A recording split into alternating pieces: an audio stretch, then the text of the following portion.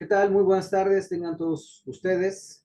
Hoy es 8 de marzo 2024 y es la 14ª sesión del Seminario Permanente de Ética Ambiental y Animal. Y bueno, tenemos el gusto de que nos acompañe como conferencista el día de hoy la doctora Elizabeth von Brandt, ¿sí? Y bueno, no quisiera dejar pasar por alto hacer un reconocimiento el día de hoy, Día Internacional de la Mujer, ¿sí? Y qué mejor escenario para esto que tener precisamente a la doctora Elizabeth von Brandt. Me voy a permitir presentar, compartir mi pantalla para hacer una breve presentación de la doctora Elizabeth von Brandt. ¿Se ve mi pantalla? Bueno, Sí, me gustaría platicar e incluso hasta presumir que tuve el gusto de conocer a la doctora Elizabeth el año pasado en un congreso que hubo en Colombia, en Bogotá, y ahí afortunadamente compartimos mesa y esto fue realmente lo que posibilitó pues este encuentro entre nosotros para eh, pues unir ideas y bueno, pues lo principal, que el día de hoy la tenemos con nosotros, poderles haber hecho esta invitación y sobre todo que ella aceptara con muy buena disposición. Bueno, me permito leer brevemente y compartir con ustedes el currículum de la doctora Elizabeth von Brandt Spopnik, ¿sí? De origen chileno. Ella es académica del Departamento de Biología Marina de la Universidad Católica del Norte. Es doctorada en genética de organismos marinos por parte de la Universidad de Tohoku, Sendai, Japón. Es diplomada en discernimiento bioético y miembro fundador y primera presidenta del Comité de Ética Científica de la sede Coquimbo de la Universidad Católica del Norte, del cual aún sigue siendo miembro activo, perdón. Ha desempeñado, junto con su labor docente de pre y posgrado, cargos de administración universitaria como decana de la Facultad de Ciencias del Mar, directora del programa de Magíster en Ciencias del Mar y más recientemente se desempeña como directora del Departamento de Biología Marina y actualmente coordina una red financiada por CITED, Red Latinoamericana de Biointegración Agroacuícola para una economía circular sostenible, Civiola Plus. Y pues la doctora pues es muy activa, ha participado en diversos proyectos e iniciativas para fomentar una mayor presencia de mujeres en la ciencia. Por eso comentaba que qué mejor escenario el día de hoy para la presentación de la doctora von Brandt, ¿sí? Y en la última década nos comenta ella en la semblanza que nos envió, nos comenta que, bueno, pues ella están viviendo en esta región de Coquimbo una sequía extrema, y esta escasez hídrica le ha hecho interesarse en los aspectos éticos relacionados con el agua y cómo la investigación puede ayudar a alivianar la grave situación. Y bueno, esto la ha llevado a mirar la problemática del recurso hídrico desde diferentes puntos de vista y enfocando su energía a desarrollar nuevos sistemas de producción más amigables con el medio ambiente y con un manejo eficiente de este escaso bien. Y bueno, esto la ha llevado además a participar en diferentes proyectos que buscan alternativas productivas, tanto en el ámbito marino como continental. Pues dejo de compartir mi pantalla y le doy la más cordial y sincera bienvenida a la doctora Elizabeth von Brandt a este seminario permanente de ética ambiental y animal. Y insisto, un placer que esté aquí con nosotros compartiendo su expertise. Entonces, doctora, le cedo el micrófono y la pantalla. muchas gracias, Víctor. Realmente me siento muy honrada de poder participar. Eh, Fue un gusto compartir mesa en Colombia y ver que no solo en Coquimbo tenemos problemas extremos de agua o de escasez hídrica, sino que ustedes están en lo mismo. Y quizás eso también reafirma más la importancia y fortalece más no sé, el ánimo quizá de trabajar en redes. Eso es lo que un poco generó mi interés en postular y por suerte lo adjudicamos al Civiolat Plus, que es esta red que mencionó de CITET. Anita es una de las participantes y el doctor Christopher Concha también, así que muchas gracias por estar acá. Bueno, voy a ver si... No, como que no se me agranda. Voy a dejar de compartir y voy a volver a entrar.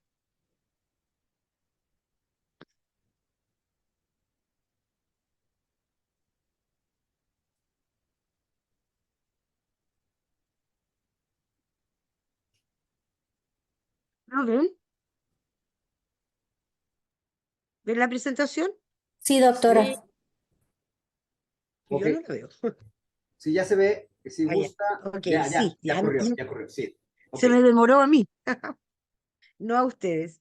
Bueno, después de darle muchas vueltas a un posible título, decidí por sistemas biointegrados de producción, que es una forma de cuidar el agua por una parte y también el medio ambiente, ¿ya? Y tiene otras cosas y otros aspectos positivos que también pueden ayudar. A ver, voy a tratar de bajar mi cámara porque se me pone lento el internet. Bueno, como todos sabemos, la Tierra es conocida como el planeta azul y tiene una superficie o está cubierto en un 70% de agua.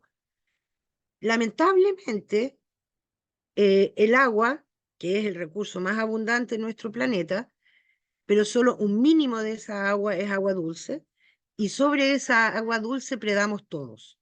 Porque si vemos bien esto porcentualmente, el agua salada es de 97,5% más aproximadamente, siendo agua dulce solo 2,5%.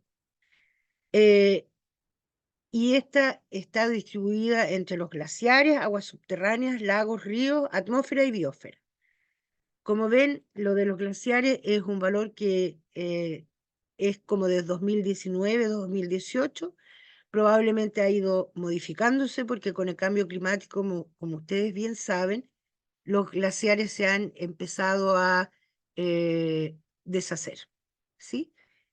Y ese es una problemática muy grande porque este 3% de agua dulce eh, es la que tiene toda o la mayor parte de responsabilidad por toda la vida que hay en el planeta. Vida me refiero desde el punto de vista, desde la producción de alimentos, incluso la composición de nosotros mismos, porque nosotros siendo organismos biológicos estamos compuestos por un porcentaje muy alto de agua también. Y este mapa o esta figura que yo les muestro acá, que está sacada del World Resource Institute, donde hacen monitoreos del agua, están pensando qué va a pasar en el año 2040, que nos falta nada para llegar a eso, y en cuántas zonas prácticamente el agua ya no va a estar. Ya estamos en niveles muy bajos en varias zonas del planeta, en varias distintas regiones de cada uno de nuestros países, pero todavía compensamos porque en otras zonas de nuestros países hay más agua, hay más pluviosidad, todavía quedan ríos, todavía hay lluvias, nieve, etc. Pero para el 2040 la estimación se ve bastante eh, preocupante, para decirlo lo menos. En este desastre acuático hídrico, Chile está considerado por este instituto en el lugar 24 de los que más rápidamente están perdiendo la cantidad de agua requerida. El estrés hídrico va a continuar aumentando. El crecimiento por demanda de agua también, y obviamente esto también se va acentuando con la intensidad de los efectos del cambio climático. Por el otro lado, tenemos los antecedentes que entrega UNESCO, que el 78% de los empleos a nivel mundial dependen del agua, en forma directa, en forma indirecta, pero el empleo depende del agua. Y por el otro lado, la FAO indica y enfatiza que el agua y la seguridad alimentaria están muy estrechamente relacionados. Esto es muy relevante porque al bajar la calidad y la cantidad de agua, aumenta la potencialidad de enfermedades, aumenta el riesgo de reducción de escolaridad, por ejemplo, porque niños enfermos no van al colegio, o en colegios que están en zonas con escasez hídrica, hay problemas con los baños, hay problemas sanitarios fuertes, hay problemas alimentarios, obviamente, porque para la preparación del agua, perdón, la preparación de alimentos del agua también es relevante. Y eso que estoy dejando de lado el aspecto de higiene directamente, porque todos nosotros acostumbrados a ducharnos, etcétera, pero tenemos que empezar a entrar en un esquema de que ya esas duchas exquisitas diarias van a tener que irse reduciendo en duración, en cantidad de agua, incluso en frecuencia probablemente. Hay poblados ya aquí en la región mía que ya están haciendo racionamiento de agua y hay cortes de agua durante todo el día. Es decir, hay agua potable disponible desde, por ejemplo, las 8 de la noche hasta las 6 de la mañana del día siguiente y durante el día no. Entonces hay que empezar a pensar en alternativas de acopio de agua y obviamente de un uso mucho más eficiente de agua. Es terrible ver, porque hay ríos en distintas partes del mundo que debido a la sequía y sequía que inicialmente fueron más paulatinas, pero ya finalmente fueron muy violentas y extremas que generaron mortalidades muy significativas a nivel de los peces, que también es un elemento alimenticio, pero por el lado también vemos otro problema. Miren un campo que puede haber estado trabajado, sembrado, creciendo, si no hay agua, mueren las plantas. Otro recurso alimenticio que desaparece. Esta es un recordatorio del Congreso donde nos conocimos con Víctor. Ahí yo principalmente hablé del agua, pero del agua eh, del punto de vista, digamos, del punto de vista ética concretamente, que ahora solamente lo quiero rescatar y mencionar levemente. El planteamiento es que todas las actividades de trabajo, de vida, etcétera, están asociadas al agua. El agua es el que da vida, pero extrañamente el agua, bueno, es un elemento que se considera el H2O, una fórmula química, un elemento que si lo tenemos que clasificar, probablemente lo consideran como algo inorgánico. Y mi planteamiento en este congreso fue que nosotros deberíamos tratar el agua como si fuera un ser vivo. El agua que engendra vida y que soporta y sustenta vida debería tener al menos esa conceptualización ética de ser considerado igual como otro ser vivo, ¿ya? Eso lo podemos en algún momento conversar, porque ustedes que vienen del ámbito humanista, me encantaría escuchar su opinión. No quiero entrar en demasiados detalles, pero quiero retomar del aspecto ético el imperativo bioético de Fritz Jahr del 1927. Y esto que considera que trata a todos los seres vivos como un fin en sí mismo. Ya dijimos, el agua para la mayoría de las personas no es un ser vivo, pero si nosotros aplicamos todos estos conceptos que provienen de este imperativo bioético al agua, hacen mucho sentido. Compasión en el sentido de la compasión de la utilización compasivamente con el agua, quiere decir eficiencia también, rigurosidad, pragmatismo, prudencia y obviamente situación que está claro que en el agua tenemos que considerarlo. La salud, que está directamente y estrechamente vinculada con el cuidado del agua. Hay que pensar en un cuidado positivo y en una administración ética de este recurso. Hay que ser más exactos en la conceptualización de lo que son eh, los aspectos que hay que tener en cuenta para el manejo del agua. Y obviamente hay que considerar que tenemos que respetar a todos los seres vivos y esto incluye de todas maneras conceptos de la ética ambiental. Eh, el problema normalmente que existe, a pesar de que el agua está declarada como un derecho humano fundamental, no se considera como tal, no está tan presente como otros derechos humanos fundamentales, a pesar de que el agua atraviesa todo. Y va más allá, no es solamente un derecho humano, es un derecho de vida. ¿Ya? Acá yo les incorporé el link del Comité Ético Científico de Coquimbo. La ventaja de este comité está compuesto por personas de formaciones muy diversas. Tenemos teólogos, abogados, tenemos biólogos de diversas eh, especialidades y también personas que vienen del ámbito de la medicina. Entonces, es interesante ver e interactuar con esas personas y están siempre muy abiertos en colaborar. Bueno, acá otros datos espantosos, obviamente. Ya en el año 2018 se hizo un catastro o se hizo un levantamiento y cuánta cantidad de agua había como disponible por país. Y ya habían 10 países que llegando a agosto habían agotado el agua del año. Esto se prorrateaba con la población, la producción, etcétera. Y eso es muy complejo, porque imagínense, han pasado 5 años y si revisamos este tipo de eh, estadísticas o este tipo de observaciones en la ONG de Global Footprint Network, probablemente la situación y la foto que podríamos ver es mucho más compleja. Bueno,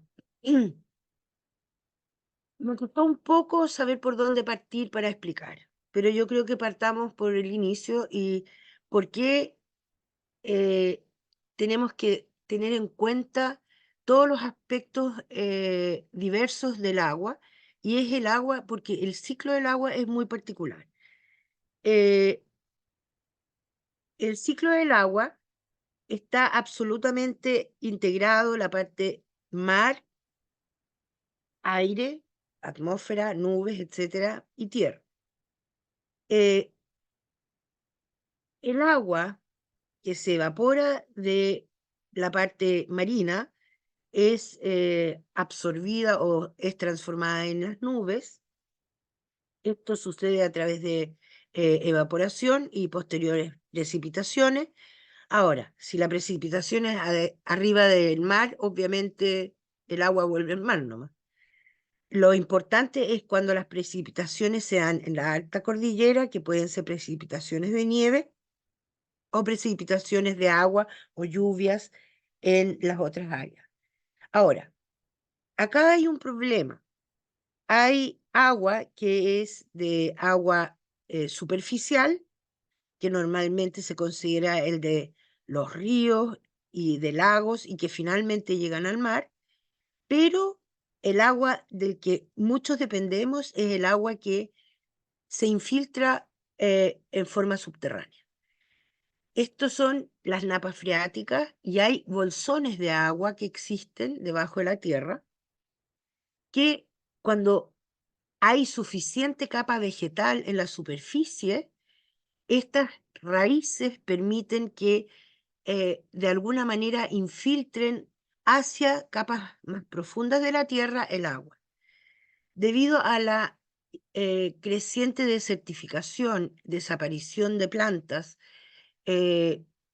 corta de bosques, etcétera, construcción de carreteras, etcétera, mucha de esa agua que antiguamente volvía a la tierra, recargaba estos acuíferos subterráneos, de los que igual después se generaban los pozos y las personas obtenían el agua.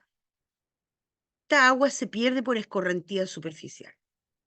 Cuando llueve y hay una carretera o hay un pavimento, incluso las casas, el agua ocurre y se va hacia el mar, se pierde, ¿ya?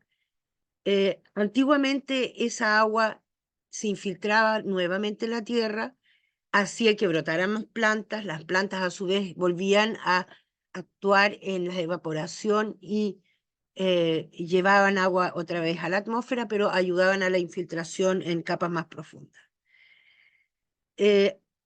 Ahí yo también me quiero detener un poquito, solamente para tocar el tema de importancia de considerar a nivel de construcción de ciudades, de urbanizaciones, eh,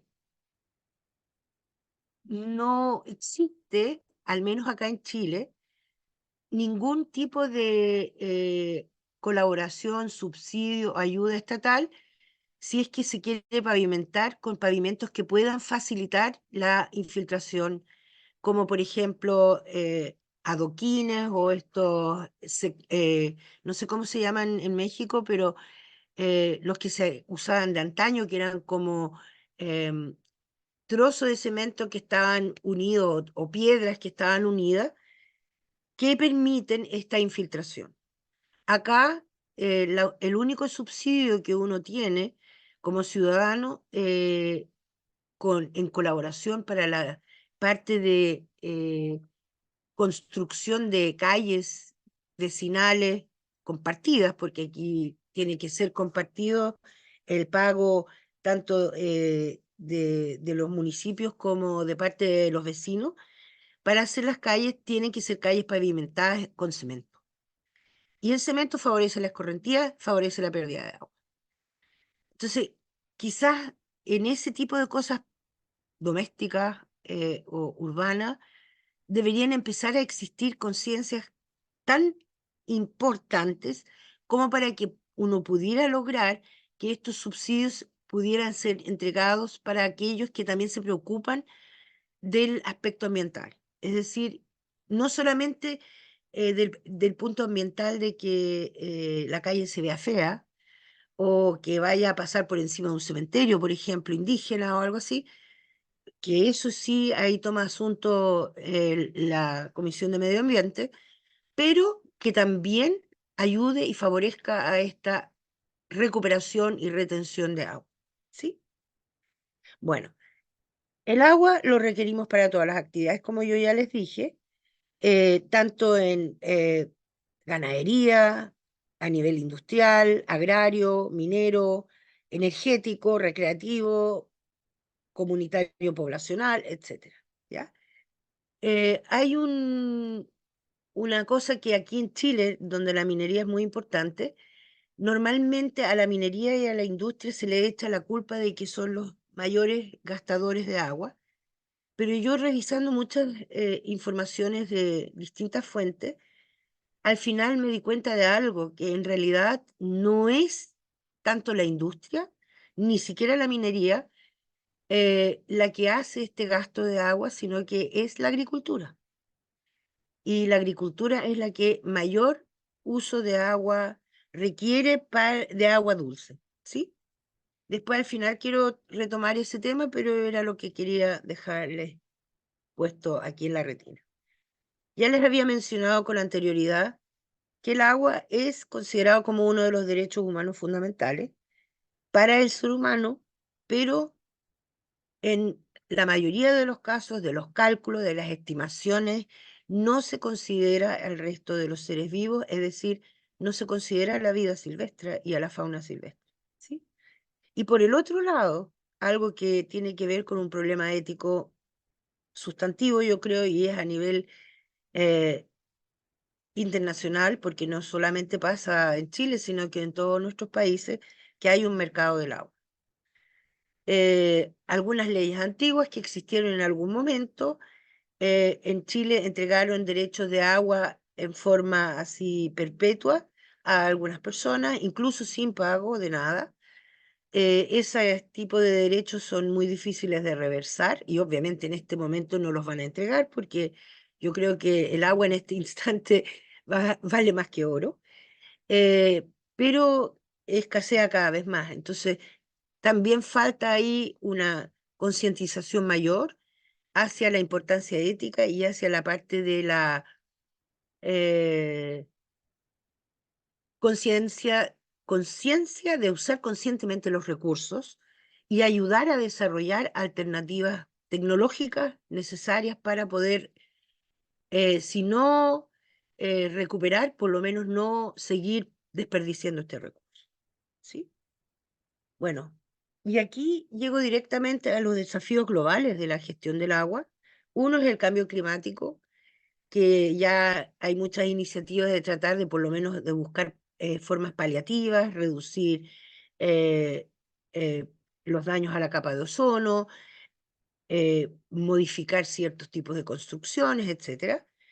Pero sigue existiendo la pobreza y la desigualdad, y aquí está claro que hay una desigualdad al acceso al agua, lo que ya les había mencionado anteriormente también, y esta desigualdad y esta pobreza también llevan a problemas de saneamiento y lo que genera mayor pobreza, mayor desigualdad, enfermedades y mayor riesgo. ¿Sí? Y viene otra cosa que se está sumando fuertemente, que es la gran contaminación.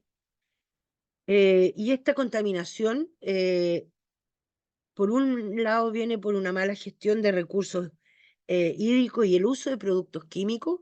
Viene contaminación desde el punto de vista del agro, contaminación que se ha tratado de buscar alternativas de las bolsas plásticas, ¿ya? Contaminación de residuos tóxicos de las producciones industriales, etc. ¿Sí?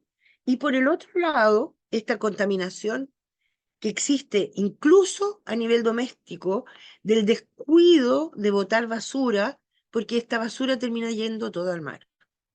Y eso genera un nuevo problema que lleva a toda la contaminación acuática con los riesgos que conlleva con la vida silvestre y con la vida en el mar. Ahora, el calentamiento global es muy relevante y una de las de los aspectos más dañinos que podríamos considerar y que son de responsabilidad no solo individual, sino que también social o de la población o de la comunidad, que es el desperdicio del agua o el mal uso de agua. Todavía tengo yo cerca de donde vivo vecinos que desde siempre, desde hace 30 años, se acostumbraban para que no se levantara tanto polvo, regar con la manguera, echar agua en la vereda o adelante de sus casas. Y eso es botar agua. O lavar el auto con mucha cantidad de agua, sin un baldecito, con una poca cantidad. Y lo otro que ya aquí hace años lo están insistiendo mucho, que si tenemos jardines, que los reguemos al atardecer o muy de madrugada, pero nunca a mediodía, ¿ya? Y esto, la foto del costado inferior es preocupante porque hay zonas que antes tenían verde y ahora no tienen, no.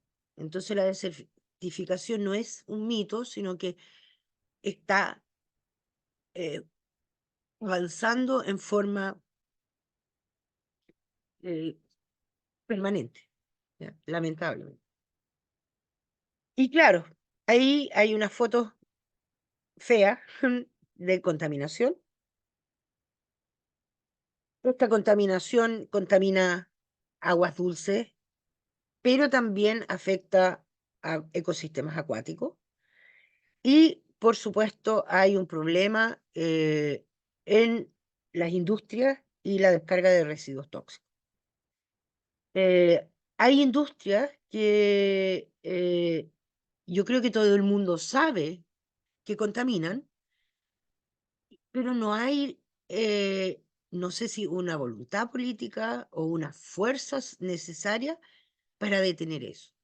Y tecnologías están y cada vez se nota que están desarrollándose más tecnologías más amigables ambientalmente, etcétera, pero obviamente cada de estas tecnologías, el desarrollarla, el implementar estas tecnologías significa dinero. Entonces ahí está ese freno, pero ya llegamos, yo creo que al punto de que el agua hay que cuidarla como de lugar, porque si ustedes tienen cuentas de agua de ciudad, salvo que existan sistemas de subsidios estatales, la cuenta del agua está subiendo todos los meses y podemos agradecer que todavía tenemos agua, porque como les digo, hay otras poblaciones ya que no tienen ese recurso disponible, aunque pagaran. Ahora, hay varios tipos de huellas que sirven como indicadores. Y esto yo lo incorporé porque creo que es importante que todos empecemos a hablar de ellas. Probablemente no somos capaces de nosotros calcular las huellas de carbono o las huellas hídricas, pero yo creo que ya teniendo la conciencia que existen, y esto decírselo a nuestros niños, a nuestros colegas, etcétera, etcétera, eso yo creo que puede ayudar a hacer cambios. Por ejemplo, está la huella de carbono que mide la emisión de gases de efecto invernadero, ¿ya? Y la huella hídrica que mide la apropiación de agua dulce en términos de volumen de agua consumida y de volumen de agua contaminada. Hay distintas formas de medición, hay distintas formas de cálculo. En el caso del agua, que es ese mi tema, hay siempre que considerar el agua directa e indirecta. Hay una que se considera huella azul, que es como el agua fresca consumida, la huella gris, que es el agua contaminada, y la huella verde, que se considera como agua lluvia. También existe otra definición que puede que ustedes encuentren o hayan escuchado, que es lo que se llama el agua virtual, que ahí hay una cantidad de agua que es cuánta agua yo necesito, por ejemplo, para cultivar 1 kilo de maíz. Y después hay otra fracción que es cuánta agua contiene efectivamente una mazorca de maíz. Entonces, son conceptos que se están empezando a conversar y es importante que esto genere conciencia. Por ejemplo, generar esta hamburguesa requiere 2.400 litros de agua. Esto es una representación de la huella hídrica que la encontré simpática, donde hacen incluso una mayor diferenciación. Esto es de la provincia de Buenos Aires. Hablan de la hídrica azul claro, que es el agua superficial, la azul oscura, que es el agua subterránea libre o renovable. Estos son los acuíferos que se rellenan, ¿ya? La huella hídrica negra, que esta es muy interesante también, que se considera el agua subterránea fósil. Hay algunos bolsones de agua o acuíferos que tienen miles de años y que están sellados, que es como un bolsillo. Lamentablemente, se están empezando a utilizar esas aguas fósiles y esas aguas fósiles no tienen recambio. Es decir, una vez que se vaciaron, están vacías. Y la huella verde o hídrica verde es la de precipitación y la gris es la contaminada, como ya les dije. Bueno, la huella hídrica a nivel mundial, la agricultura usa alrededor del 70% de todo el agua, como les había adelantado, y que se calcula que en los próximos años el uso del agua va a incrementar hasta un 55% más debido al incremento poblacional, al cambio en patrones de consumo y, obviamente, sumado a todo esto, viene el calentamiento global.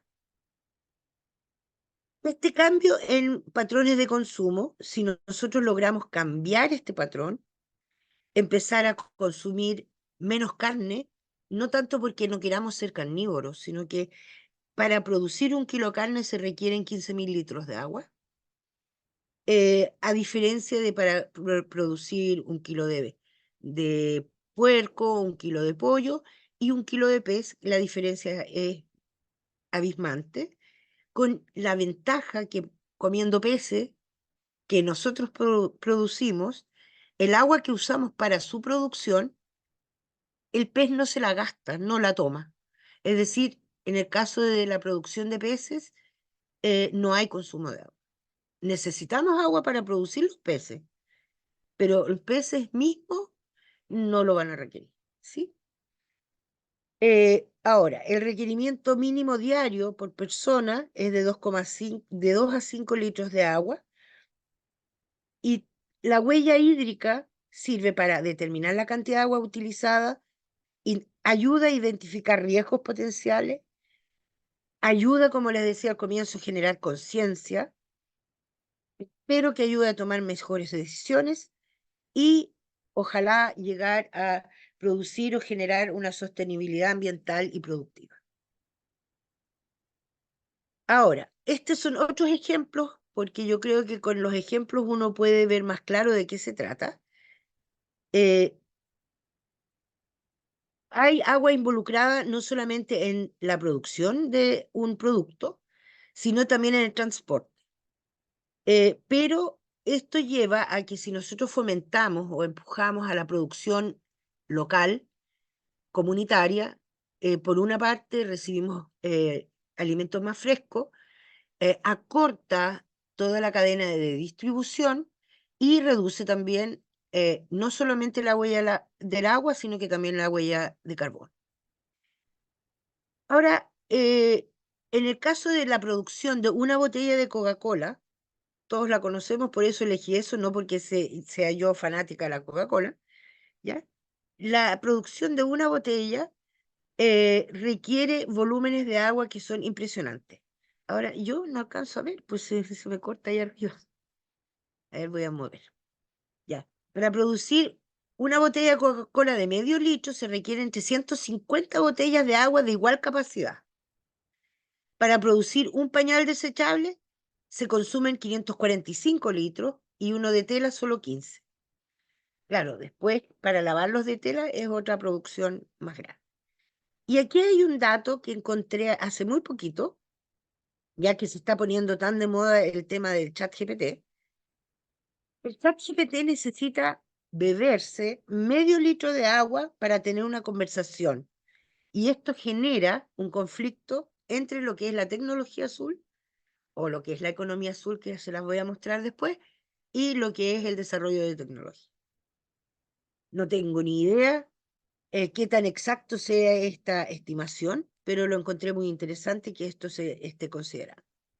Para producir un jeans se necesitan 7.600 litros de agua y un celular 920. Así que somos todos consumidores de agua, lo queramos o no. Ahora, a nivel de agricultura. La agricultura tradicional, antigua, o más bien, no sé si ancestral, yo creo que no es ir tan lejos, sino que la más bien tradicional, generan riego. Hay una persona, un cuidador o un cultivador que tiene botas de agua, si ven bien, y una pala. Porque acá en Chile tenemos lo que se llaman canales de riego. Entonces, cada cierto tiempo, cada cierto campo, tiene derecho a cierta cantidad de agua. No son aguas propias, sino que son estas aguas de riego. Entonces, para que se rieguen las distintas plantitas, él va haciendo canalcitos y deja que fluya el agua por, no sé, 5 minutos, 10 minutos, y después desvía, hace un montecito de barro y sigue hacia el otro sector. Y eso es cuando ya estamos hablando de un mayor uso eficiente del agua porque hay una persona pendiente de que no haya una inundación en un sector y no en el otro. Porque antiguamente lo que hacían cuando llegaba el agua de riego, solamente dejaban que el terreno se inundara. Porque nosotros tenemos derecho a agua solamente una cierta cantidad de horas o minutos, depende de la cantidad de agua que uno, entre comillas, tiene derecho a, para regar. Pero si nosotros lo pensamos ahora desde el punto de vista del entorno nuestro, estamos en un entorno con bastante calor, mucho viento también, darle un golpe de hídrico tan fuerte a una planta, la ahogamos prácticamente, durante media hora, una vez a la semana. El resto de la semana la pobre planta no tiene agua. Entonces se han ido tecnificando paulatinamente los riegos. Algunos lo hacen, otros siguen con el sistema clásico. Y aquí hay mangueras con riego por goteo, en, dependiendo del tipo de vegetal que uno esté cultivando. Aquí hay aspersores que riegan como con una lluvia o neblina fina. Se empezaron a desarrollar los cultivos hidropónicos. También se ha ido experimentando con lo que se llama agua sólida, que es un tipo como de hidrogel, que es capaz de captar agua y se pone en la tierra alrededor de la planta. Entonces, cuando llega agua o un poco de humedad, esto se impregna y va después entregando de a poquito el agua hacia la tierra. El cultivo hidropónico, que se ve muy lindo acá, donde estoy con el cursor, comparado con estas pobres plantas ahogadas, o este también que viene de otro cultivo de tipo hidropónico, acuipónico. Estos dos últimos cultivos son cultivos sin suelo, donde la raíz está en el agua y no en la tierra. Y ese es un cambio tecnológico también, ¿sí? Y lo que requiere de todas maneras la agricultura es un uso más eficiente del agua de todo punto de vista. Por el otro lado, si nosotros consideramos la existencia de la acuicultura como área del conocimiento, saben manejar el agua y tienen tecnologías, han ido desarrollando tecnologías que permiten empezar a usar en forma más eficiente el agua. En este caso, se han generado lo que se conocen los sistemas de recirculación, donde se llenan los sistemas con agua, pero el agua no se bota, sino que se vuelve otra vez a recircular. No se pierde agua. La única cantidad de agua que uno requiere rellenar en estos sistemas es el agua que se va evaporando, o la cantidad de agua que uno saca, por ejemplo, cuando uno cosecha un pez, que siempre sale con un poco de agua. Pero en comparación con los sistemas antiguos de acuicultura, que habían recambios permanentes de agua o de flujo abierto, que entraba el agua, estaba con los peces, salía otra vez hacia el río o hacia el mar.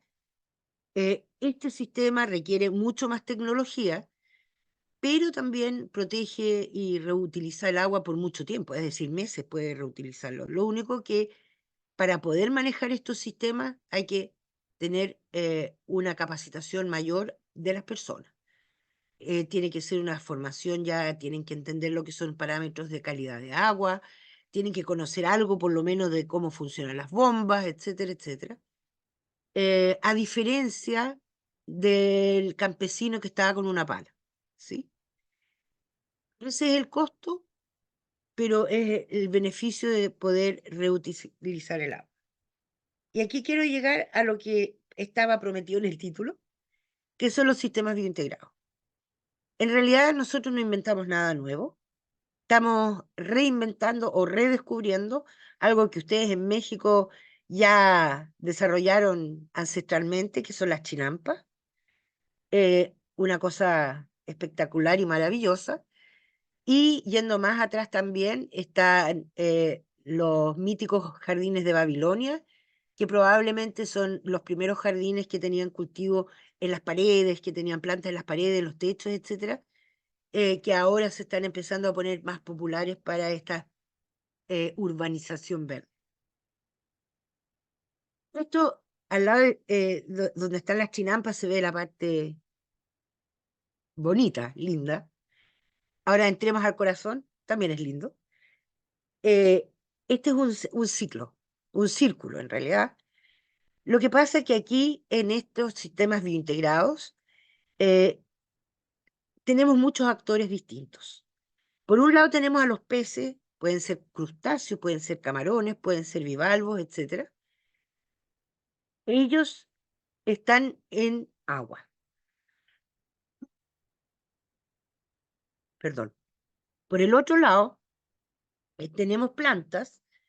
Para cultivar estas plantas, nosotros estamos usando técnicas provenientes de la hidroponía, es decir, plantas cultivadas con sus raíces en el agua. Por lo tanto, el agua es el factor común para poder cultivar dos especies completamente distintas. Piensen, las truchas es lo que más he manejado, es lo que más conozco. Las truchas normalmente no están en los mismos lugares donde crecen las lechugas, pero sí en estos sistemas biointegrados podemos cultivar truchas y lechugas usando el agua como el integrador de ambos sistemas. Esto nos requiere conocimiento, como ya lo dije recién, y no solamente eso, sino una atención muy exacta, porque nosotros tenemos que asegurarnos que nuestros peces estén en buenas condiciones físicas, que estén sanos.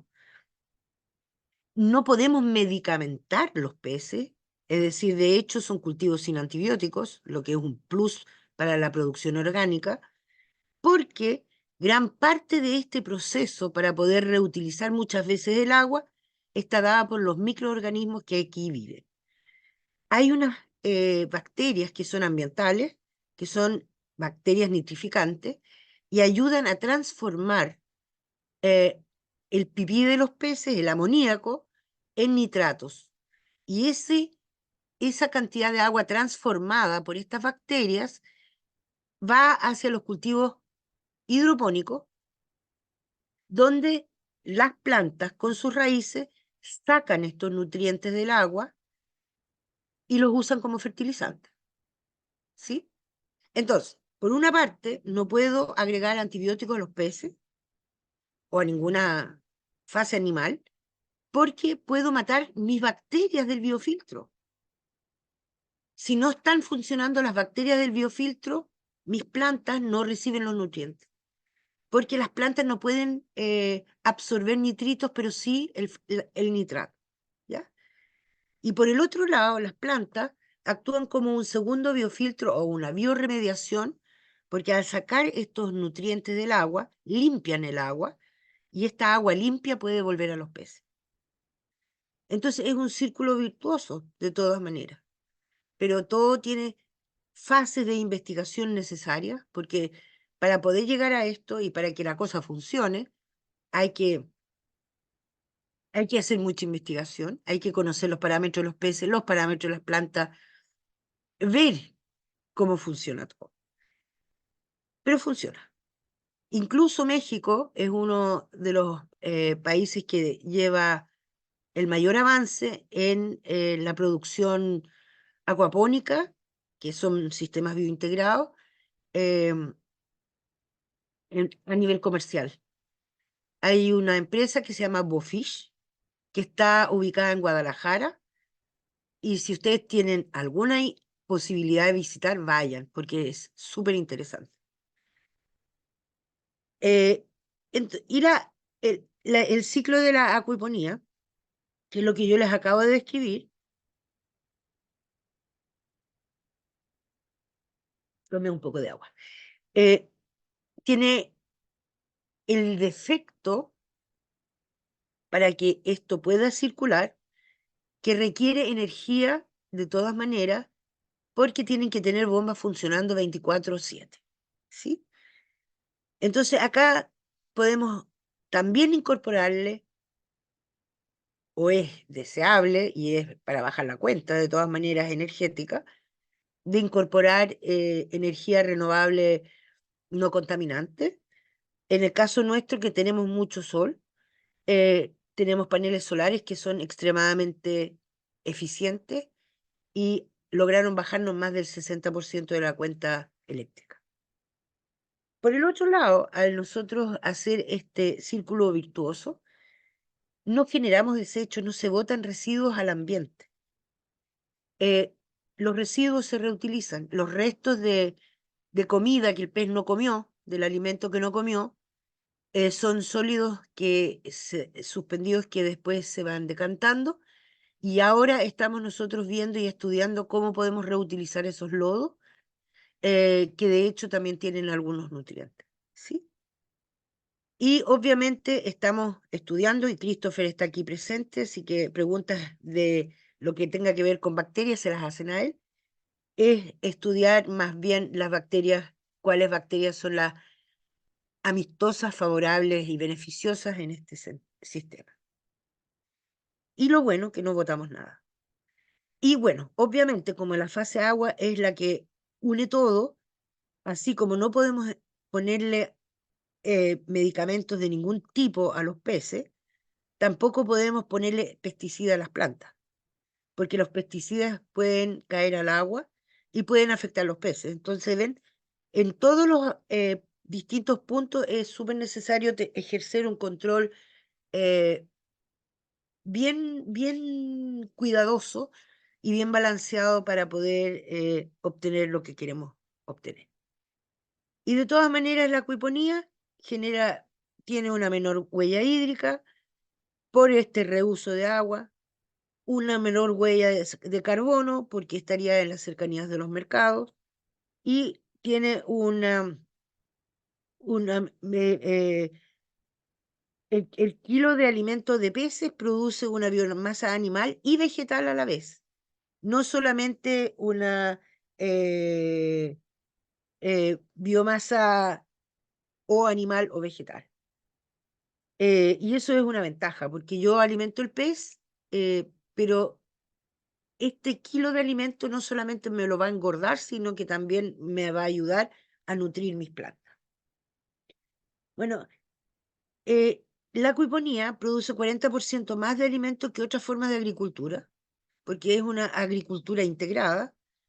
Usa 90% menos de tierra, porque uno puede hacer los cultivos en forma más compacta, y por supuesto solo usa 10% del agua que se usaría en otras condiciones. No se usan agroquímicos, por lo que les expliqué, usa energía renovable no contaminante, no produce residuos tóxicos, y aquí hay un detalle a lo que me quiero referir con que no usa fertilizantes artificiales. Lo que pasa es que en la hidroponía solamente, la que no está vinculada al cultivo de peces, eh, a las plantas que se crecen hidropónicamente hay que darle, perdón, eh, caldos de cultivo, es decir, nutrientes. Y los nutrientes que se le dan en hidroponía son nutrientes de origen inorgánico, ¿ya?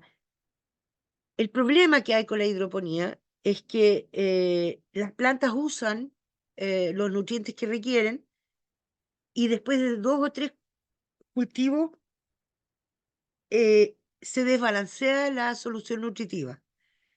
Y el productor es muy caro determinar en cuánto se desbalanceó y ajustar. Entonces toma todo el sistema de cultivo y lo vacía.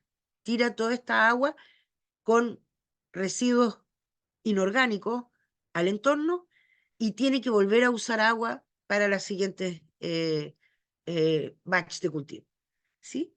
Entonces eso es negativo porque ahí botamos agua por una parte, pero por el otro lado estamos tirando al ambiente eh, nutrientes que normalmente probablemente no estén.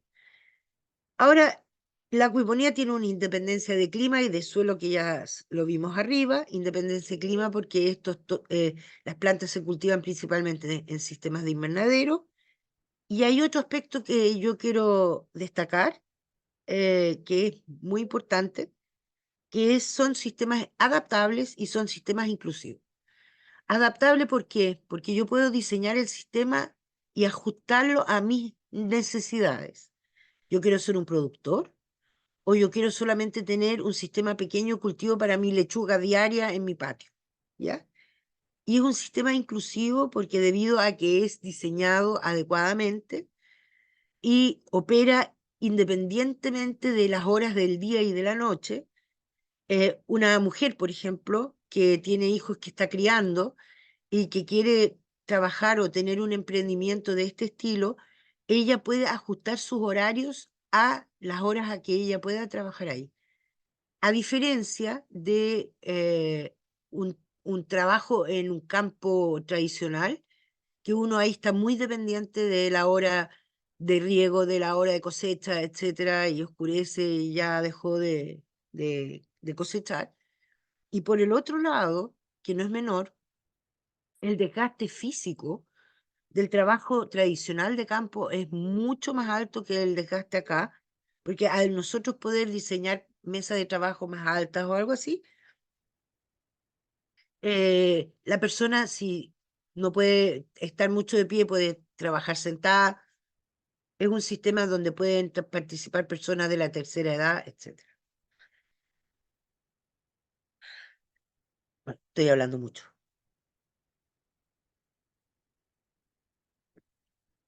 Ya. Bueno, hay que pensar en un modo estratégico y sostenible para gestionar el recurso hídrico. ¿Y cómo se podría realizar esto? Por un lado, bueno, reducir la huella hídrica directa, conservando el agua a nivel residencial, reciclando el agua y reutilizando y conservando el agua del sistema de riego. Reducir la huella hídrica indirecta, es decir, cambiar hábitos alimenticios, como yo les mostré. Es significativa la diferencia de requerimientos de agua para la producción de un alimento o de otro. Comprar productos industriales comerciales con menor huella hídrica, uno puede fijarse, y destinar el agua a la producción de productos con una huella hídrica menor. Y lo otro es internalizar la huella hídrica, por eso creo que fui hasta Salamera insistiendo en la huella hídrica, porque esto puede ayudar una vez que las personas lo entiendan bien y como que lo internalicen, de que se propicie un crecimiento en el sector agrícola que pueda satisfacer demandas locales y se pueda gestionar mejor las cuencas hidrográficas. Ya les prometí que les iba a mencionar lo que es la economía azul. La economía azul se considera es que aplica procesos naturales, que hace como una biomimesis, le copiamos a la naturaleza y diversificamos, optimiza recursos locales disponibles y, por sobre todas las cosas, recicla las externalidades, como por ejemplo los desechos de los peces, y utiliza energías renovables. Y esto es a lo que nosotros deberíamos tender. Y las tecnologías se están desarrollando, están bajando cada vez más de costo también, pero sí requieren de una eh, educación muy intensa y muy temprana. Hay que partir como en los colegios. Esto mismo también son prácticas éticas en el uso del agua y la conservación del agua, como por ejemplo el ahorro de agua, cerrar la llave, duchas cortas y ayudar a ahorrar de otra forma. Gestión de residuos, esos son muy relevantes y obviamente es tener la conciencia y ayudar a controlar y disminuir, ojalá, o frenar la contaminación. Ahora, obviamente tenemos que siempre considerar que hay acciones que son individuales y otras que son colectivas para fomentar esta ética del agua, pero tenemos que hacer algo. Podemos cambiar hábitos, podemos predicar, que no nos van a escuchar si no quieren, pero a nivel colectivo hay que empujar que se implementen políticas públicas destinadas a preservar el agua y a premiar y promover y fomentar realmente que se desarrollen eh, distintas, no sé, aspectos urbanos, y distintas tecnologías o distintos usos para que se vaya reduciendo o se vaya frenando un poco este desperdicio de agua. Por ejemplo, prohibir que rieguen las veredas a pleno sol y que no usen agua para evitar el levantamiento de polvo. Si uno puede limpiar el polvo con un trapito, así que estos son ejemplos que los pueden encontrar en cualquier parte, cambian un poco, pero el que lleva el premio siempre es la producción de carne y el pollo muchísimo menos, pero es lo que se define. Y este es otro cuadro que también es interesante por alguien que se interese en lo que es la huella hídrica, donde están los distintos consumos, digamos, de agua que uno de repente ni los considera, porque yo no considero cuánta agua gasto en lavar mi auto, por ejemplo, ¿ya? Yo no considero cuánto podría significar una ensalada, que en este caso son 114 litros, y no está mal la ensalada, tomate, lechuga y zanahoria, pero una hamburguesa a contraste es mucho más. Un bistec, muchísimo más. Una ducha, mucho más. Entonces, es como para empezar a considerar estos distintos aspectos y tenerlos, de alguna manera, llevarlos a la conversación cotidiana, porque yo creo que muchas personas prefieren no hacerse cargo o simplemente usar la técnica del avestruz, esconder la cabeza. No lo vi, no lo sé, no pasa nada. Bueno, y acá, siendo el Día de las Mujeres, como lo mencionó Víctor al comienzo, hay bastante literatura y aspectos y siempre se ha considerado eh, el agua como un asunto de las mujeres. Yo he estado participando en distintos tipos de seminarios y todo, y siempre se hace mucho énfasis que la mujer tiene un rol de cuidadora, ¿ya? Tiene que cuidar a los niños, la casa, etcétera, pero también el agua. Eh, la tierra también, pero el que saca la plata, el que hace el mercado del agua no es la mujer. Y por el otro lado, lo que a mí me impactó mucho, leí unos reportajes sobre la situación en África y que las mujeres tenían que caminar kilómetros y kilómetros con bidones para poder llevar el agua diaria a sus distintas viviendas. Imagínense lo que esto significa en condiciones sanitarias, en condiciones de salubridad en general, eh, para todo el grupo familiar, pero es la mujer la que al final tiene que hacerlo.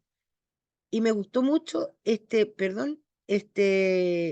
logo, y que yo creo que hacía mucho sentido para el día de hoy, que es agua y mujer, sus derechos a proteger, y que debería ser de alguna forma algo que también lo internalicemos. Bueno, el llamado a acción, que yo ya lo he mencionado varias veces, la ética del agua es responsabilidad de todos nosotros.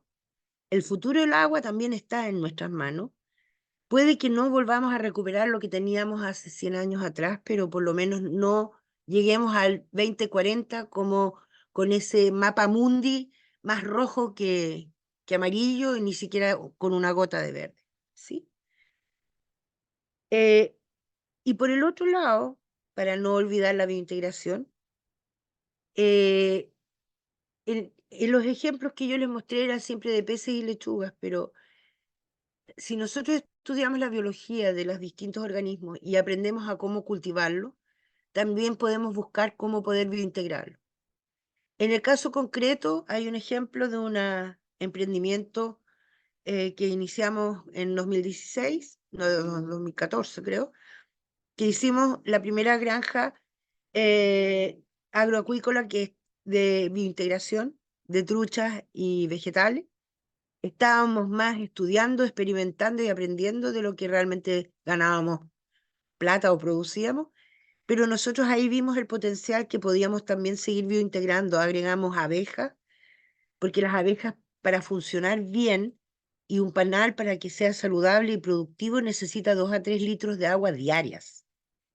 Pero ya los cuerpos de agua abiertos no existen prácticamente porque están absolutamente eh, eliminados, o la poca agua que queda en los canales se están entubando y ya no están abiertos.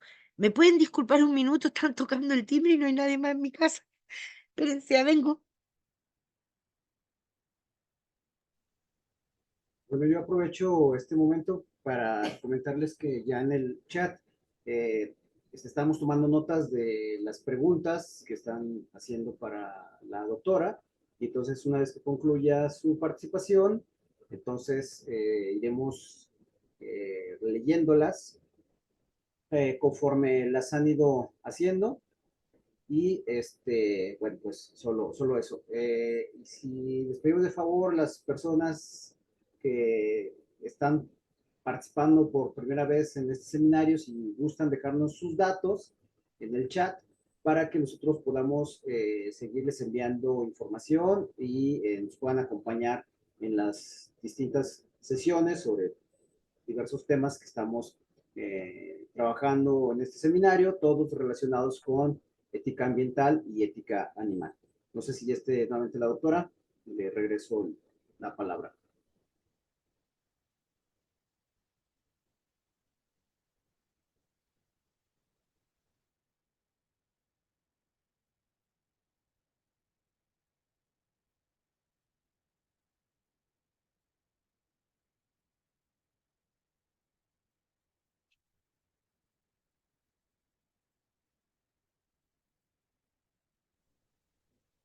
Bueno, también les comento que nuestra próxima sesión va a ser el día 12 de abril, la sesión del mes de abril, la 15ª sesión, y va a ser el doctor Gerardo Cabrera, que también nos va a hablar sobre un tema un tanto afín, que tiene que ver con la cuestión también de cómo integrar la ética ambiental con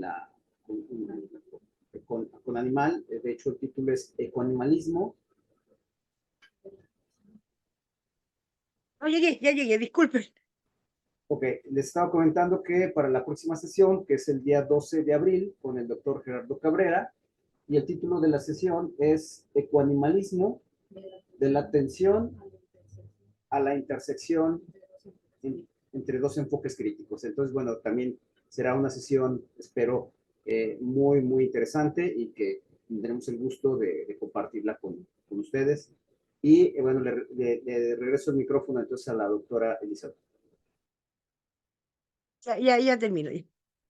Bueno, dentro de otro de los aspectos que son relevantes es que se requiere mucha formación y educación, y aquí viene bien el tema de STEM, que se puede implementar ya en distintos niveles de colegio y todo, que es, de alguna manera, hay un cruce entre ciencia, tecnología, ingeniería, arte, diseño y matemática. Y si instalamos sistemas biointegrados, podemos aprovechar de usar eso para ejemplificar y desarrollar los distintos aspectos que requerimos para manejar adecuadamente un sistema como este. Y solamente ya es la última, es el logo de la red Civiolat Plus. Ahí está la página web por si quieren ingresar o vincularse. Aquí está mi correo electrónico y obviamente la idea es desarrollar cada vez más una agenda de soluciones que la podamos construir entre todos y todas, y lo importante es crear redes y hacerlas funcionar. Eso, muchas gracias a todos. Dejo de compartir.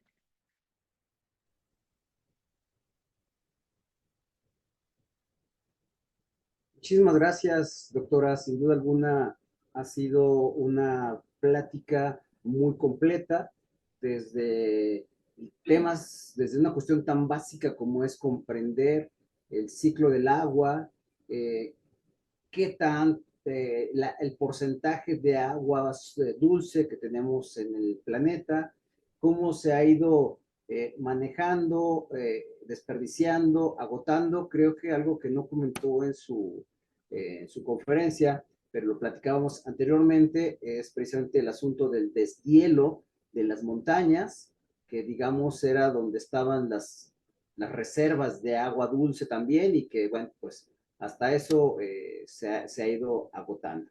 Bueno, yo no quisiera apropiarme del micrófono. Como les decía, ya hay varias preguntas que le han formulado, doctora Elizabeth. Entonces, comenzamos. Usted también las puede ir viendo en el chat. Las vamos a ir leyendo para que sea un poco más cómodo para usted y se concentre en la respuesta. A ver, entonces, Jennifer, Okay. por favor, ¿me apoyas con las preguntas? Sí, hola, buenas tardes. Este, no sé si ella gusta que le vayamos diciendo de pregunta en pregunta. Está diciendo que estamos muy cerca. Sí. Creo que están en el mismo lugar. Ajá. Sí, bueno, creo que ocurre lo mismo. Francisco Paco, ¿nos apoyas? Sí, Víctor, claro que sí. Ahí está. Bueno, pues sí, doctora, hay varias preguntas. A ver, déjenme ubicar porque se me quedaron arriba. Yo encontré aquí una, que la doctora Lu pregunta si en la agricultura es donde más se gasta, qué lugar ocupa la ganadería. Eso depende de las estadísticas, porque dentro de todo lo que yo revisé, no hay ninguna estadística así que me diga exactamente los mismos números de una u otra fuente. En algunos casos incluían en la agricultura también la ganadería, en otros la separaban, pero como a mí lo que más me interesaba era la fase planta, yo más bien me incliné por el lado de los cultivos agrícolas de planta, ¿sí? Eh, la ganadería ocupa obviamente un lugar también. De todas maneras, en la producción, digamos, agrícola, incluyendo la ganadería, es lo que más gasta, incluso más que la industria. En el caso de la producción misma del producto alimentario. Después, además, se suma la cantidad de agua que se requiere para su procesamiento y para su traslado, para que llegue, digamos, a usuario final. Y ahí, obviamente, hay una mayor uso adicional de una huella hídrica adicional para lo que es productos ganaderos que productos vegetales. Porque en el caso de las lechugas prácticamente se cosechan, se venden directo, en cambio la carne tiene que ser procesada. Entonces ahí yo creo que también se puede ir buscando las diferencias. Depende de las fuentes. Estas fuentes eran principalmente fuentes de UNESCO, fuentes de la FAO. Algunas fuentes las contrasté con algunas ONG, como que yo les fui mencionando y las dejé por ahí, que es la de organizaciones mundiales que hacen seguimiento em, de, de producción alimentaria por una parte o huellas diferentes por otro lado. Ya, no sé si esa es la respuesta que esperaba, pero es lo que le puedo decir ahora. Pero podemos buscar.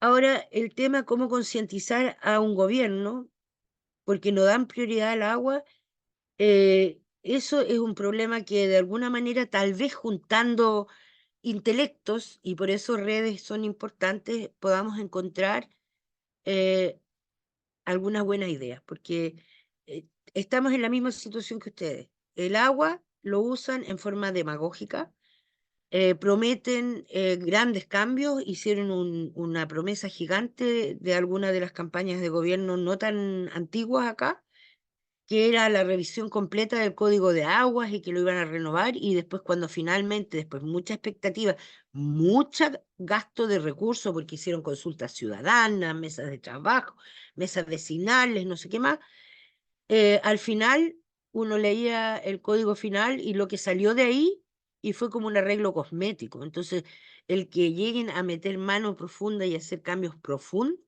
es lo que hay que buscar, y no se me ocurre porque yo no sé pensar como los políticos. Así que si ustedes tienen excelentes ideas, yo soy todo oídos porque yo también busco la misma solución. Y cómo lograr convencerlos. Y yo creo que se podría de alguna forma partir con cosas pequeñas. Cómo convencer que los subsidios o que se promueva de alguna forma, eh, por ejemplo, aquí en Chile. De repente se hizo súper como importante en la zona, tenemos mucha radiación solar, entonces, claro, instalar paneles solares en los edificios de departamentos y todo. Pero solamente los edificios de departamentos nuevos, construidos, que tenían incluido eso como concepto desde un inicio, tenían una rebaja. En cambio, si yo en mi casa, que ya tiene 25 años, le quiero poner paneles solares, a mí no me ayuda nada. No tengo subsidio, no tengo acceso a ningún tipo de financiamiento ni ninguna promoción. Existen tecnologías, por ejemplo, para reusar aguas grises, que no son tan difíciles, están y no son tan caras. Por ejemplo, el agua de la lavadora, esa se puede reutilizar sin ni siquiera hacerle tratamientos especiales, salvo que uno lave con cloro, pero las que tienen las detergentes normales nomás, esa se puede usar para regar el jardín. El agua del lavamano también. Lo que no se puede usar es el del WC, obviamente, pero lo único que hay que hacer ahí es hacer una separación de sistemas, que no vaya todo a la misma cañería de desagüe de aguas servidas, porque hay una diferencia entre lo que son aguas negras y lo que son aguas grises. Hay trabajos de limpieza que se pueden realizar con aguas grises sin riesgo de contaminación, ni de enfermedades, ni de nada, ¿ya? Pero que no se usan porque, por ignorancia, por comodidad o porque no están los sistemas, no lo sé. Pero para yo instalar en mi casa una separación de sistemas o algo así, a mí me van a seguir cobrando exactamente lo mismo en agua como si fueran aguas negras, aunque yo tuviera esos sistemas. Incluso, más allá, el uso de alcantarillado, que es como los resumideros de aguas domésticas, de aguas negras, yo tengo un medidor de agua, que es el agua de ciudad o el agua potable que yo uso, que mide todo, que es incluso el agua de riego que yo uso, incluso el agua que yo echo en mi tetera, etc. Pero hacen un cálculo porcentual sobre esa cantidad de agua registrada para cobrarme a mí el cobro del uso de desecho en aguas negras, a pesar de que yo riego mi jardín y esa agua de hecho no debería ser considerada como desecho, ¿ves? Entonces, ahí hay un tema de, no sé si de procedimiento o de diferenciaciones, de otros medidores, no sé, pero algo debe haber, porque es cosa de lógica. Y obviamente si a las personas le dan un tipo de incentivo, para buscar alternativas productivas de menos gasto de agua, lo van a usar. Un tiempo se estuvieron dando subsidios agrícolas para instalar estas mangueras negras para riego por goteo. El detalle de ese riego por goteo es que en un lugar de tanto sol y calor como el que tenemos acá, esas mangueras tienen una vida útil de 2 años, no más. ¿Y qué generan? Más basura plástica. ¿Y qué han tirado en los campos? Porque no hay un reciclado concreto de esas mangueras. Entonces hay que hacer un 2.0 o un 3.0 de esa misma tecnología básica, simple, que podamos convencer a la gente. Yo he participado en los comités de aguas rurales y una de las cosas que a mí más me sorprendían, con todo, que todos se daban cuenta que la cantidad de agua que venía por acción de agua, la acción de agua es la que mide la cantidad de tiempo y el volumen que uno tiene derecho a regar con los canales de riego. Si yo regaba hace 10 años durante 1 hora con tanto volumen de agua, ahora yo puedo regar la misma hora, pero lo que viene de cantidad de agua es el 20% del original hace 10 años. Entonces, si las personas se dan cuenta de eso, yo no sé por qué no aceptan la importancia de construir estanques de acopio. Pero encuentran que no y siguen regando así con inundación. Entonces, es una cosa muy, muy complicada alejarlos de lo que toda la vida han hecho desde los abuelos para adelante todo.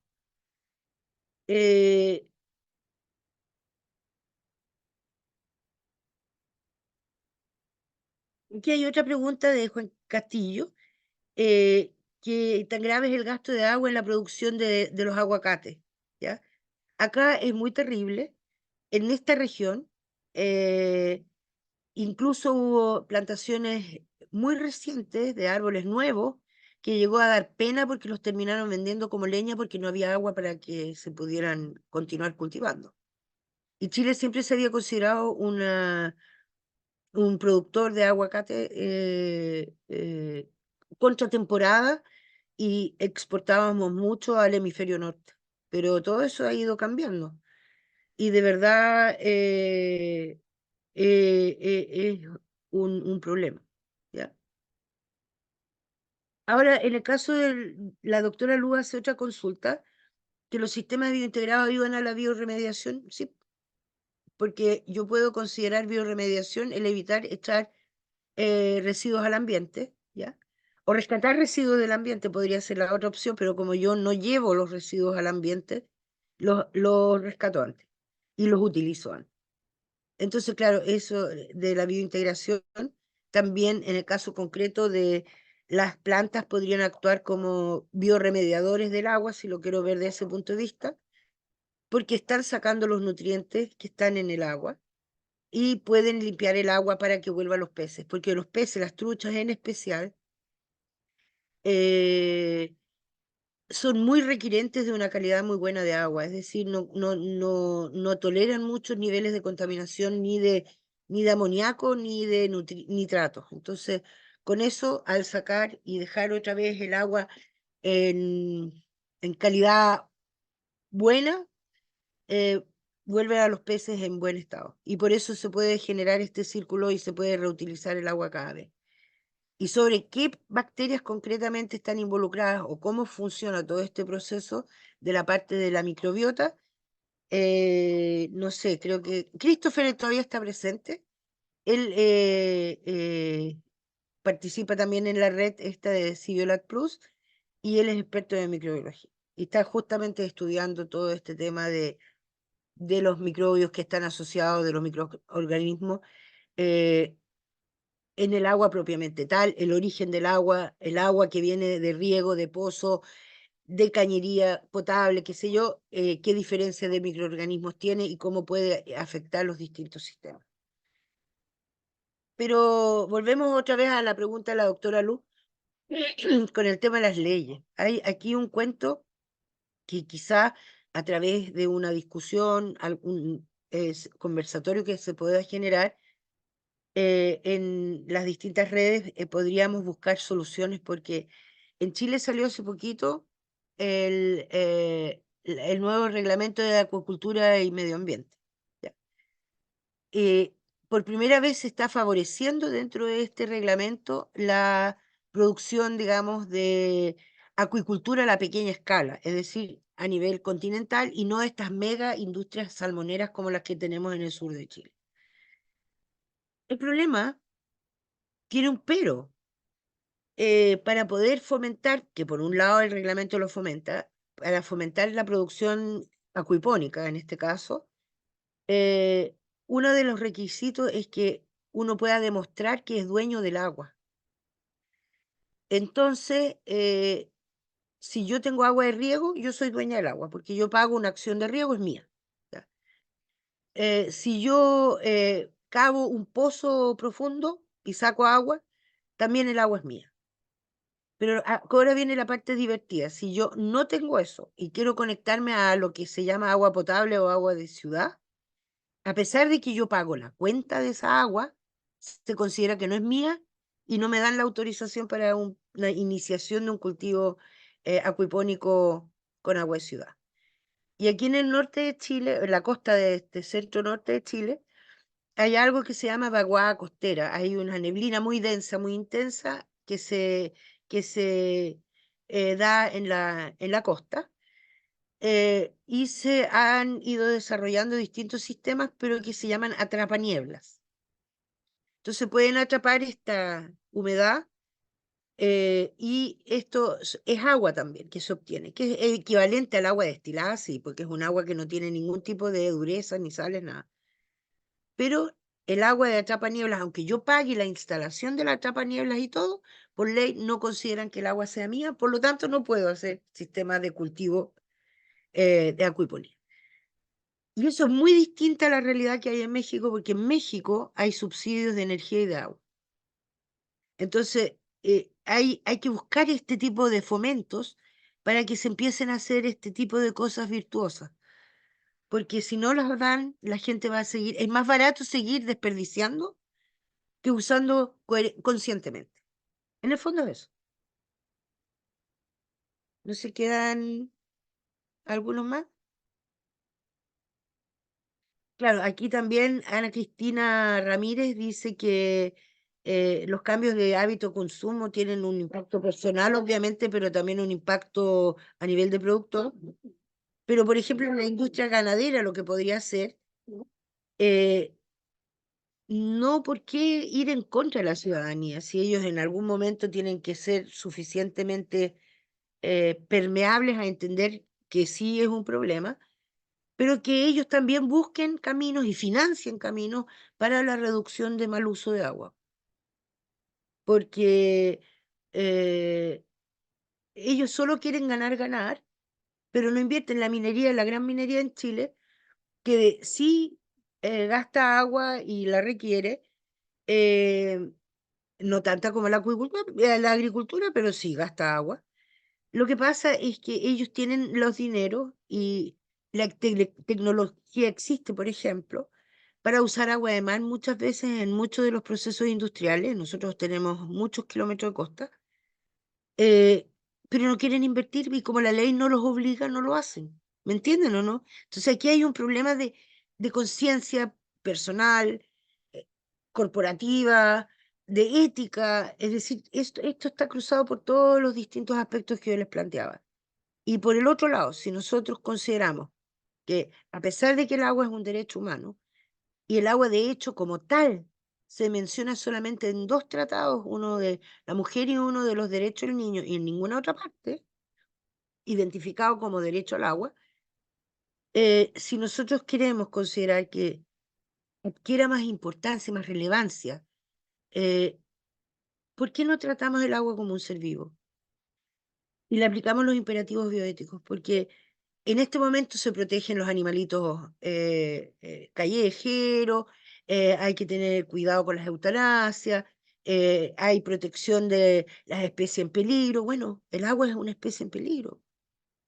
Si hacemos ese símil, yo creo que es como ese el mensaje con los que los quiero dejar, porque yo sé es un dilema, yo no lo puedo resolver, ni cada uno de ustedes individualmente, pero quizás en forma conjunta, haciendo, no sé, como un tipo de fuerza conjunta, podríamos llegar y hacer algún aporte. Y eso es. ¿Alguna otra consulta? ¿Nos veo más? Sí, Javier Cortés dice, en relación al almacenamiento de agua en embalses, el implementar embalses dormitorios en zonas de precordillera permite ayudar a los embalses inferiores destinando a la agricultura. Ejemplo, el embalse La Laguna en el Valle del Elqui.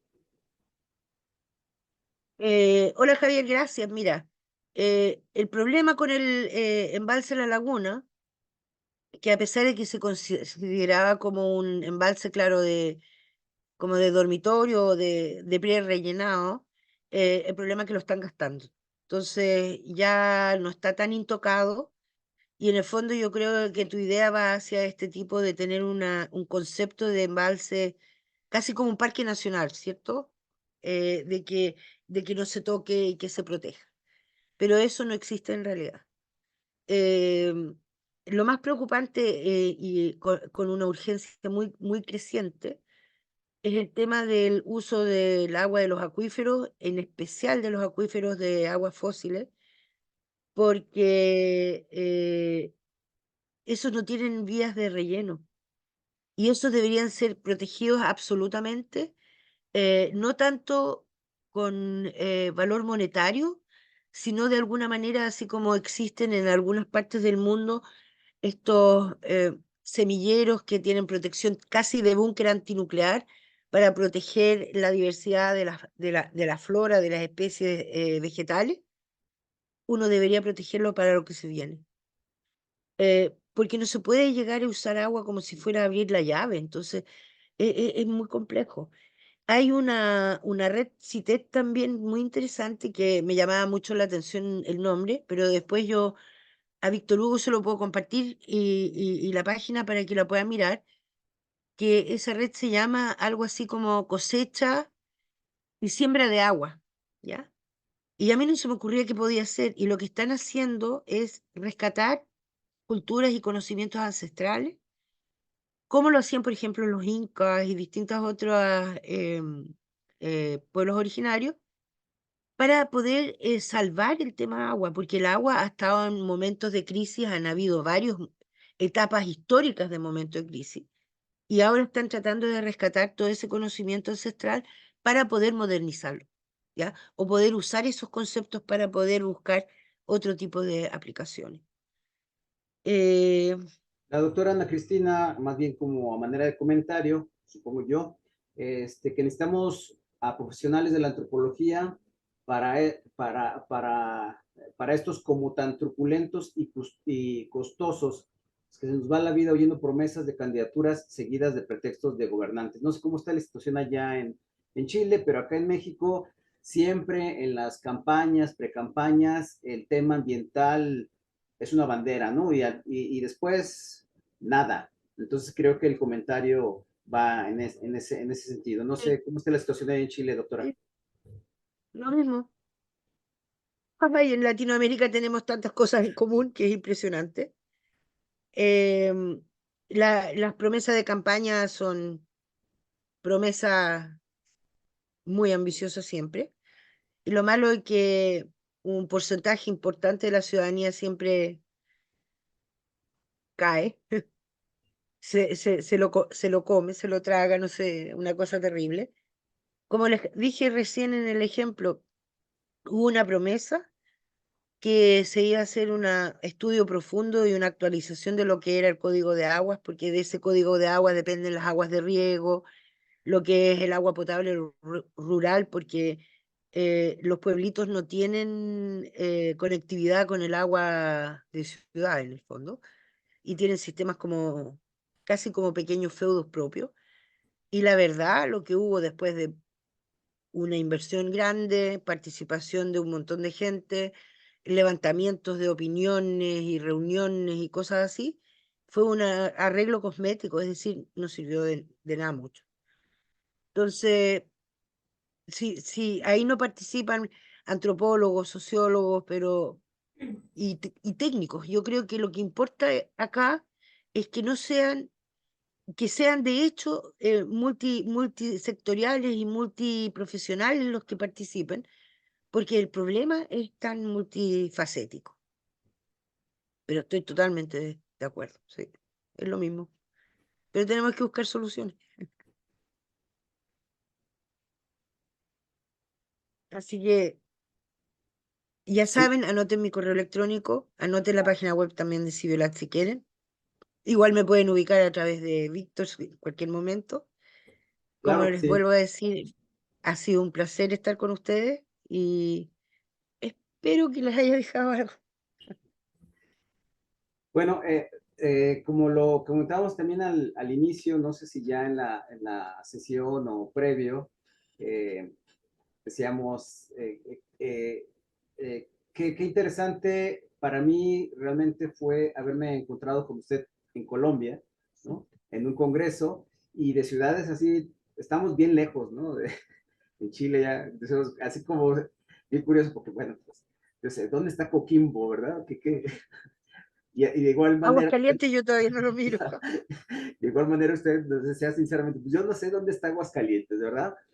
Ok, pues un verdadero gusto. Yo sí quisiera como hacer algunos comentarios respecto sobre todo esta última parte que usted nos ha hablado. Fíjese que, a ver si compartimos algo semejante.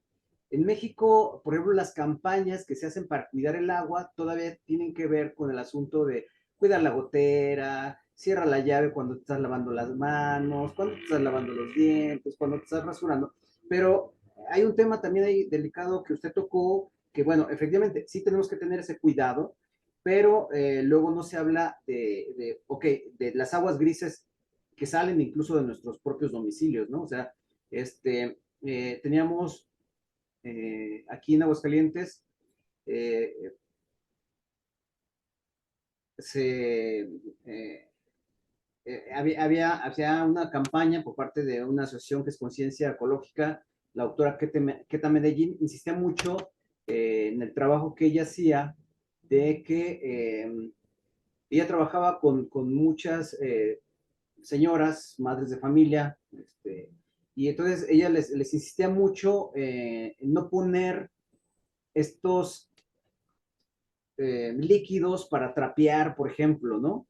O el cloro, que incluso hizo mención, ¿no? ¿Por qué? Bueno, porque después de que se trapea y eso, esa agua va a los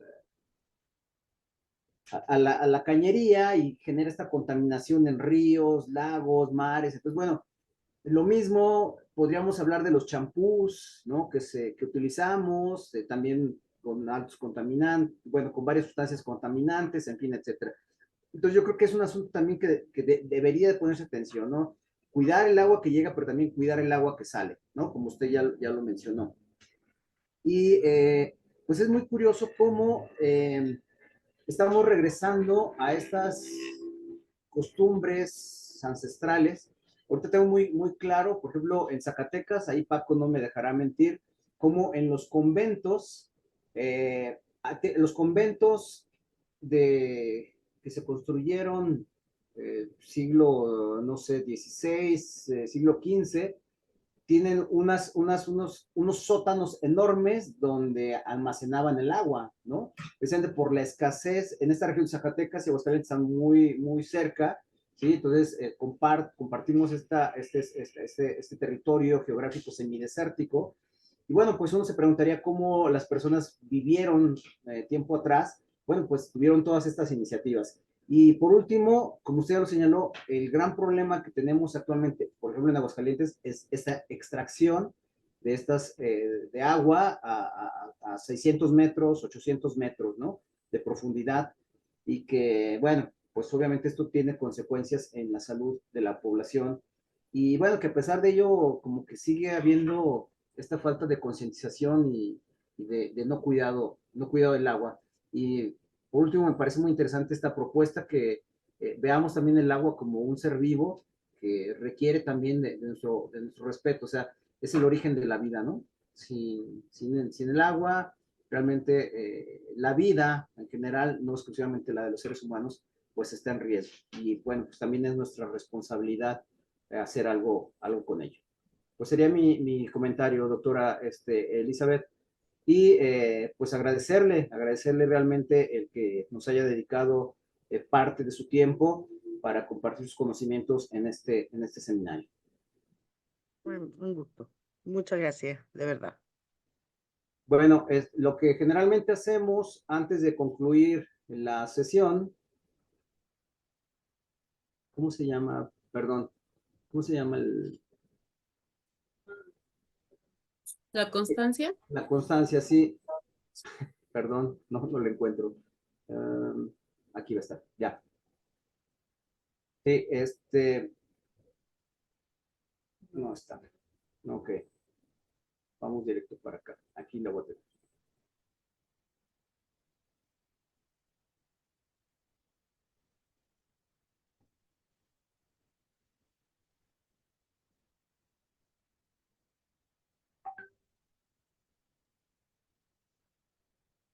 Perdón, ya está arreglado.